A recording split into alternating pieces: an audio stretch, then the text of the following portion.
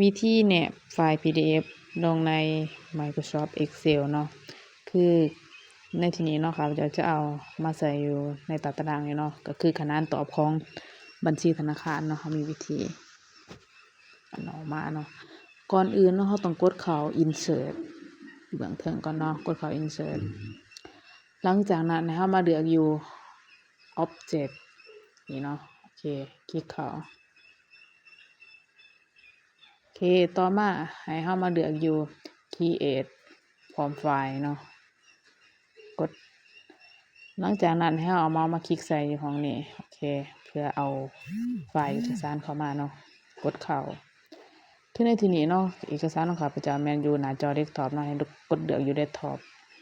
โอเคแล้วก็เดือนเห็นว่าเนาะคือตัวนี้เนาะขนานตอบบัญชีธนาคารกดเลือกเดี๋ยวก็กด Insert เดี๋ยวกดโอเคเห็นว่าเนาะเพียงเท่านี้ไฟล์เอกสารเห็นว่าเนาะก็จะเข้ามาเราสามารถปรับให้มันพอกับขนาดของตารางเราได้เนาะของข้าพเจ้ามันพอดีแล้วเนาะเห็นบ่เนาะแล้วเราสามารถกดเบิ่งไฟล์เอกสารกดเบิ่งเนาะคลิกเข้าแล้วก็กด Open เห็นบ่เนาะเราถ่ายเห็นบ่เนาะไฟล์เอกสารจะเป็นแบบนี้เนาะโอเคเพียงเท่านี้ก็สำเร็จเนาะสำหรับการแนบไฟล์ PDF ลงใน Excel โอเค